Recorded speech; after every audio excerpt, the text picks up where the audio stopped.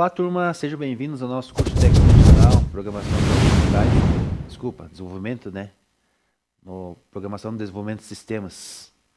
Professor Sidney, e aqui estamos dando continuidade, então, à nossa jornada aí na linguagem de programação Python.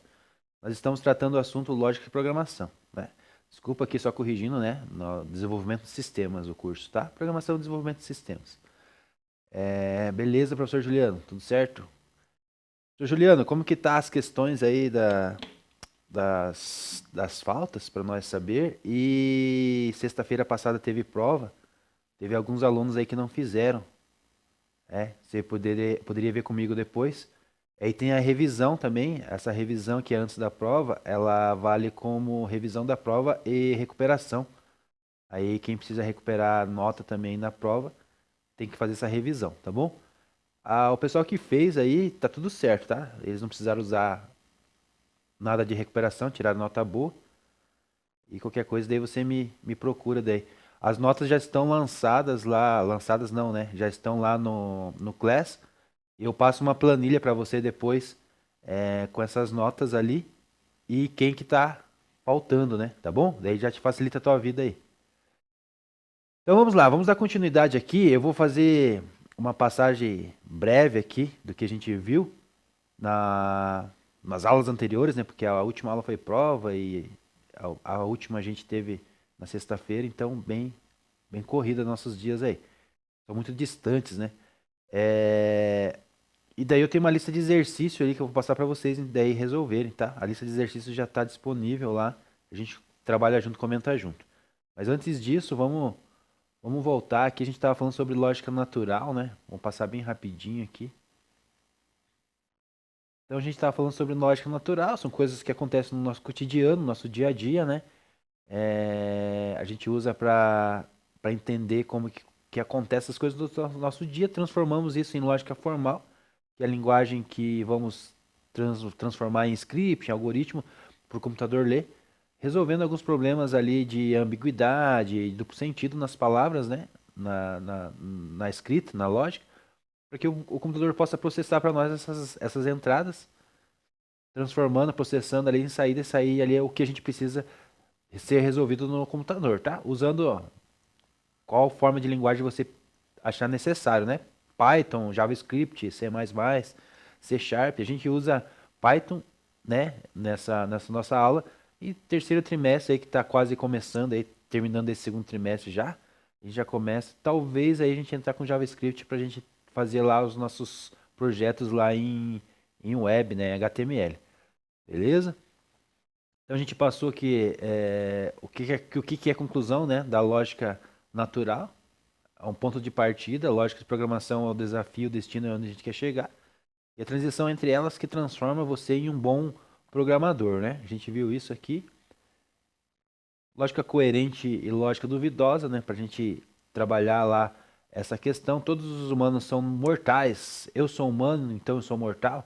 Essa é uma lógica coerente, mas a lógica duvidosa é, se a gente pergunta assim, todos os humanos são mortais? Então, se ele não for humano, ele é imortal?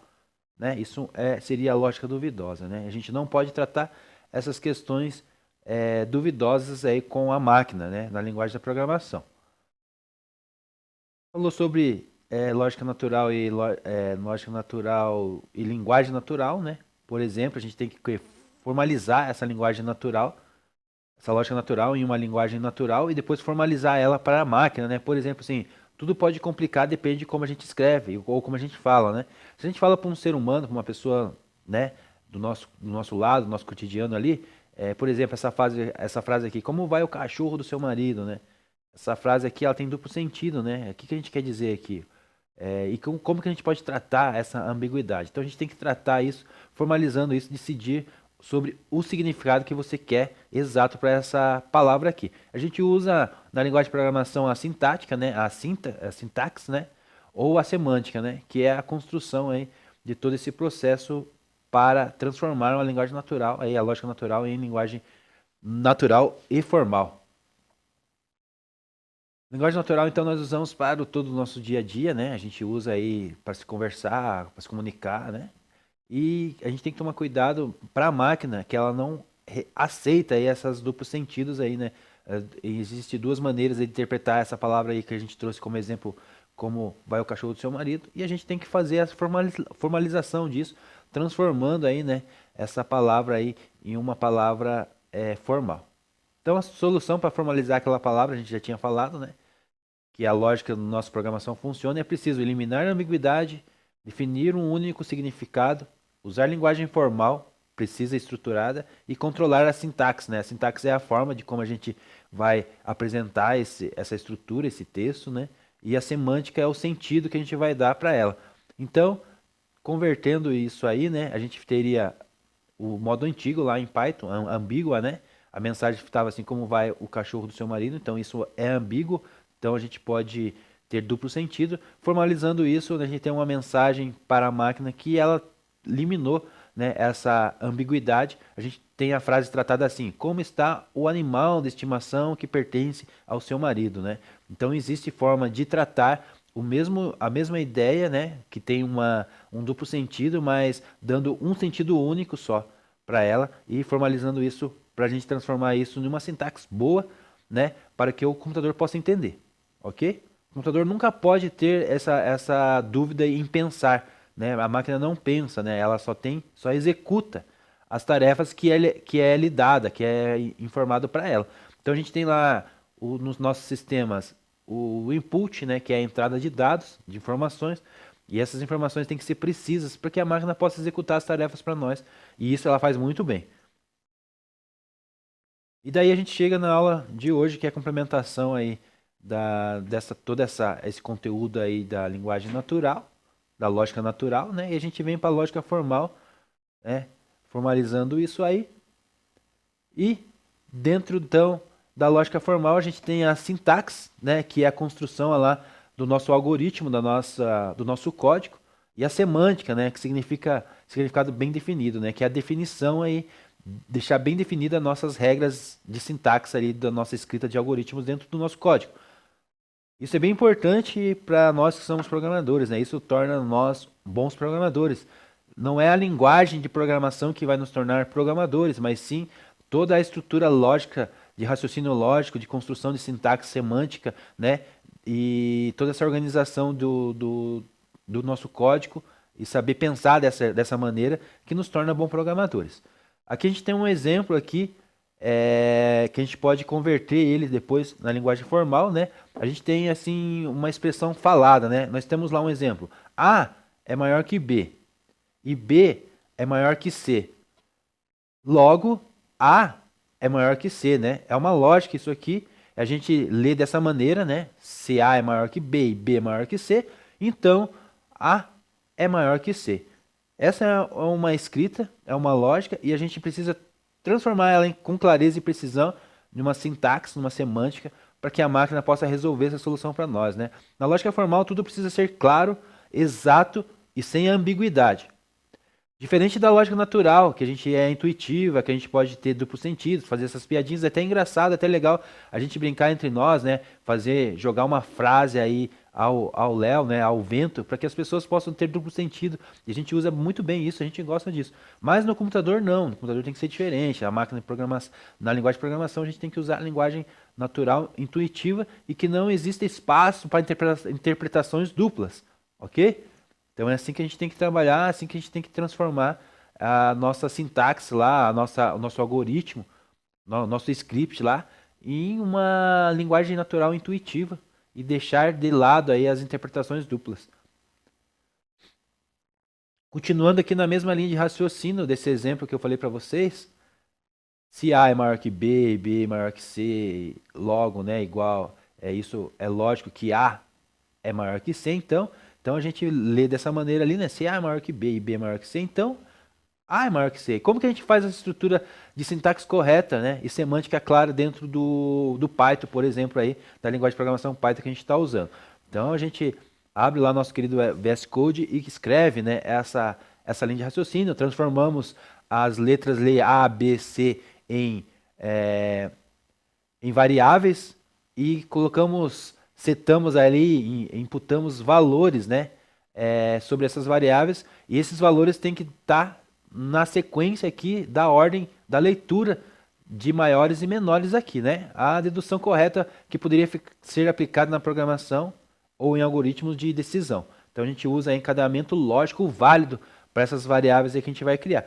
Então a gente cria dentro lá do nosso querido VS Code, que a gente está usando o nosso interpretador VS Code, a gente cria lá as variáveis, como eu falei para vocês. Vou dar um zoom aqui agora, né?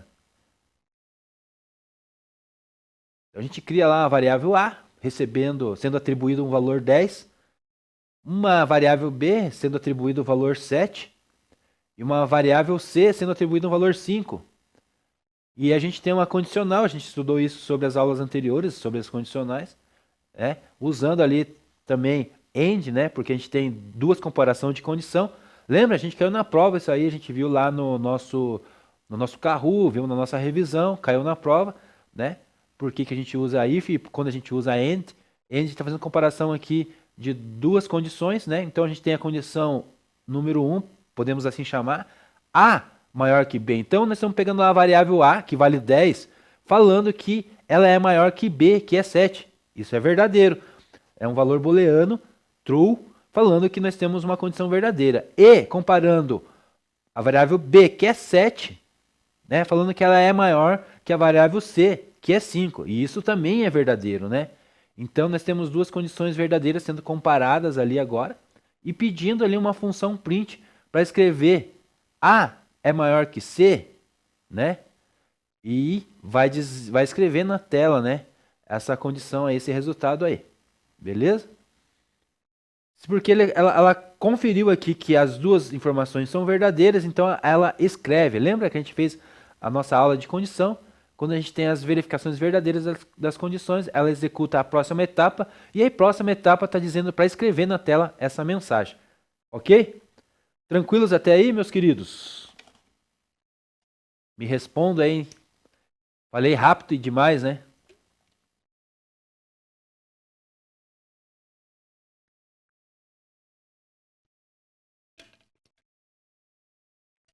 Então vamos lá. Vocês vão ficar sem mim essa semana, hein? Só hoje. Passar bastante atividade, trabalho para vocês. Vamos dar continuidade aqui então. Eu acho que vai dar tempo nós fazer o exercício, pelo menos. Beleza. Então, dentro da linguagem formal, a gente estabelece conjunto de regras e de escritas de textos que tenha sentido único e inequívoco. Então, nós temos que cuidar com a nossa escrita. Isso faz parte aí de um bom programador, né? A tua sintaxe ali, o teu script, o teu algoritmo está em ordem, né? Além de estar em ordem, está indentado corretamente e usando todas as regras aí de um bom código, né? Código limpo, coeso, como a gente já tem vindo e trabalhado nas nossas aulas. Sempre que lido, interpretado, o nosso script lá, o nosso algoritmo, gerará um mesmo efeito e resultado se a sintaxe e a semântica estiverem corretas, né? Linguagens formais. E se a gente está com essa sintaxe correta, a gente pode usar qualquer linguagem para interpretar isso, né? A gente pode usar essa lógica aí para JavaScript, para Python, para C, para C++, para Java, para C Sharp, para qualquer outra linguagem que a gente usa. A gente tem a linguagem estruturada, né?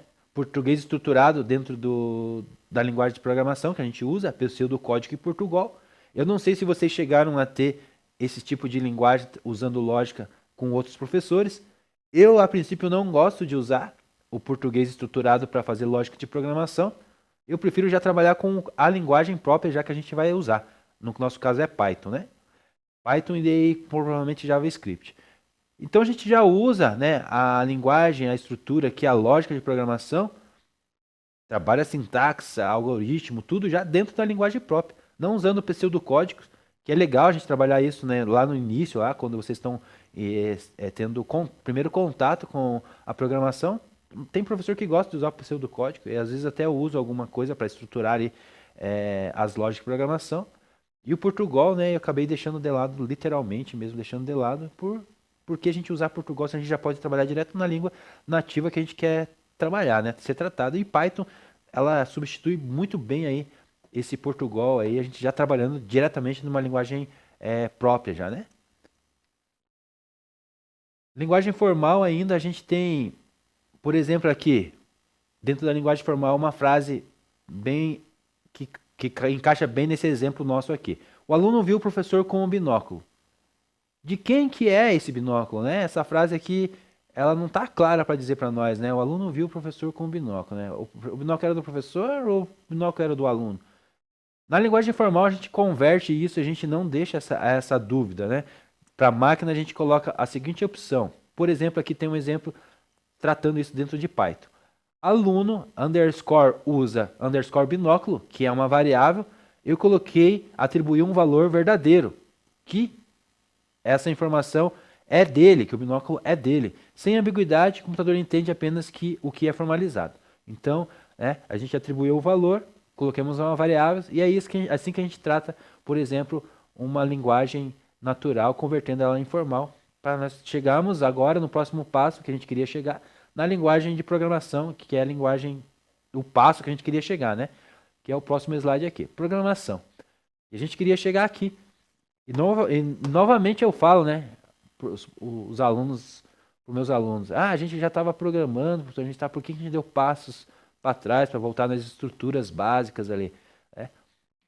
E essa frase eu repito e vou repetir várias vezes, né? Às vezes é necessário a gente dar alguns passos, né? Um passo para trás e as pessoas pensam que a gente está retrocedendo, né? Não, a gente está pegando impulso para melhorar e dar 10 passos sequentes para frente, né? Para nossas próximas etapas aí. E é assim que funciona, né? No estudo, na vida, em qualquer outro objetivo que a gente tem aí. As pessoas pensam que a gente está recuando, mas a gente está tomando fôlego e impulso para ser impulsionado mais ainda lá na frente. Então, dentro da máquina a gente tem lá, como vocês já sabem, já estudaram, já viram, a gente vai só reforçar isso, entrada. E dentro da entrada a gente tem teclado, mouse, arquivos, outras coisas mais aí que trabalham, que funcionam, que nos dizem que isso é tratamento de entrada, né? A gente chama de input isso, né? Aí dentro do computador, na máquina, a gente tem ali o nosso processamento, né? A memória, a parte que faz todo o processo ali dos dados que a gente forneceu ali no input, né? Aqui a gente chama de input, né? O processamento aqui acontece e a gente tem o output, né? Que a gente tem a saída de todo o processamento, né? Então, saiu do processamento, vem aqui monitor, impressora, caixa de som, arquivos e outras saídas aí que são possíveis de ter depois do processamento, tá? Então aí tranquilo, né? Deixa eu só limpar aqui essa tela aqui, senão fica difícil da gente ver.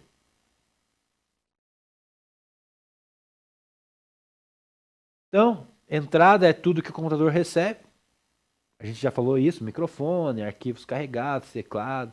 Processamento é o que o computador faz com os dados, então ele faz todo esse processamento, ele interpreta ali, né, interpretador, usando o que você escreveu para ele, usando uma linguagem e um interpretador para que ele possa processar essas informações. A gente sabe disso, a gente já estudou sobre isso. A linguagem de computador é binária, né? Ela só entende 0 e 1, né? 0 e 1, 0 e 1 e 0 e 1.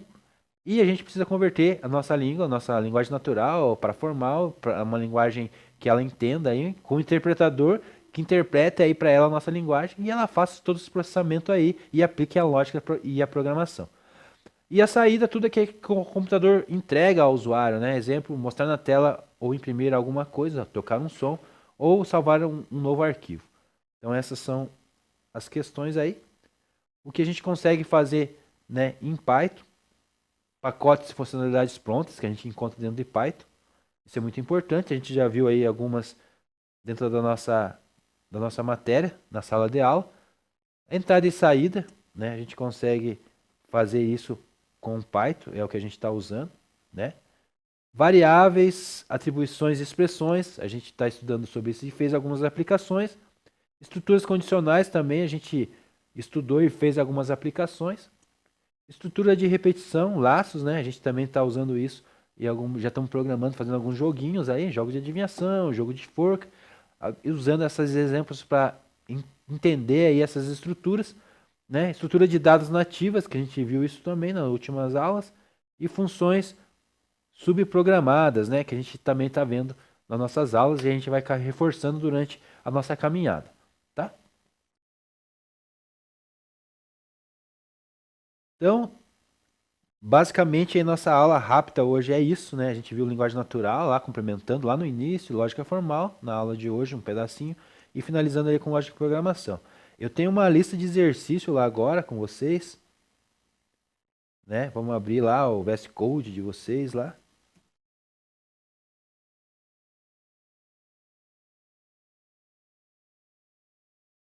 Então tá lá, nós temos uma lista de exercício lá do 16 ao 20, tá? Queria que vocês abrissem. Não vai dar muito tempo aí de vocês fazerem, né, agora na nossa aula. Daqui a pouco, uns minutinhos, acho que a gente tem 10 minutinhos aí, vai acabar a nossa aula.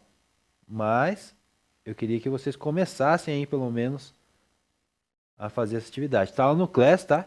Eu já vou colocar lá um espacinho para vocês postarem para mim essa atividade, tá?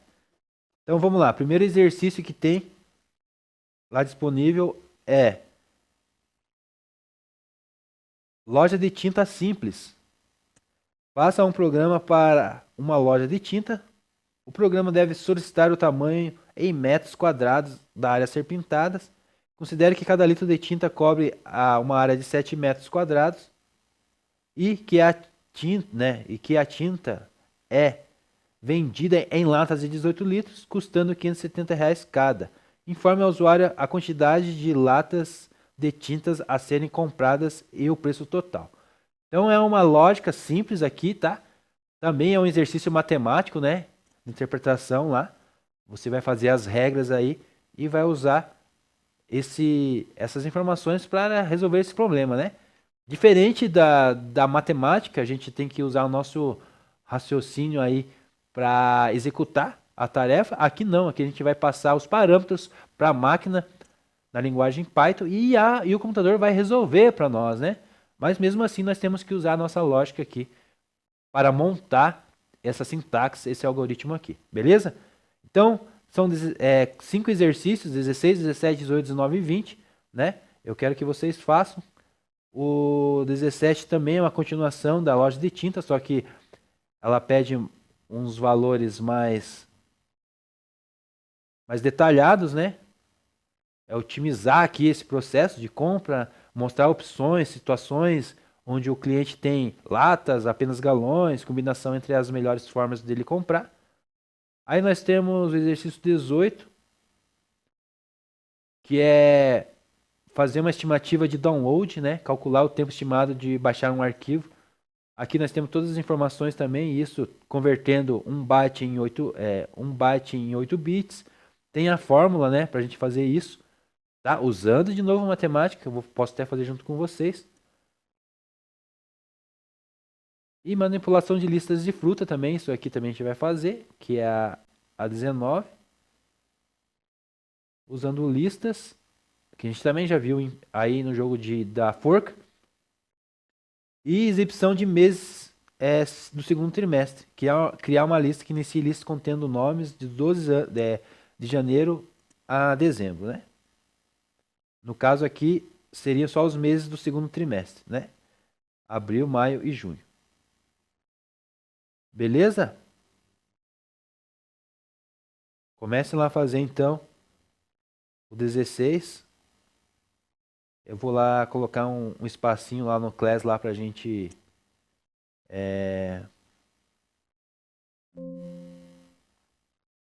postar essas atividades aí.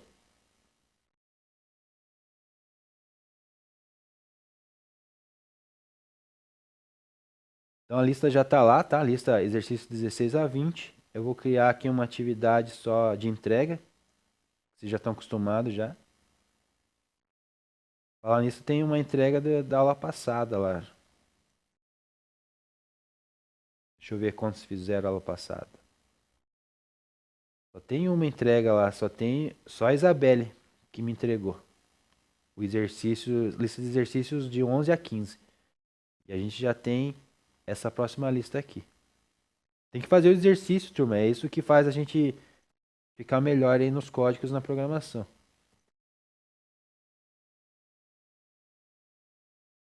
16 a 20. Então, como vocês não vão me ver essa semana aí, vocês pegam a lista de até 15, né? De 11 a 15 e de 16 a 20 e executem aí.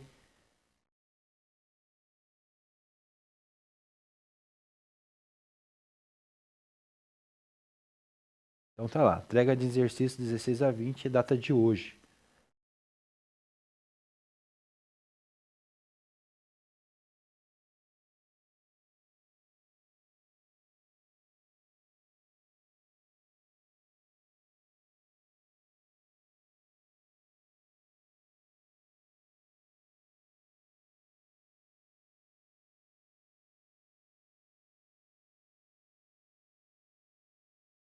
Bora produzindo lá? Deixa eu mostrar minha tela do VS Code aqui. Vamos fazer o primeiro exercício aqui junto.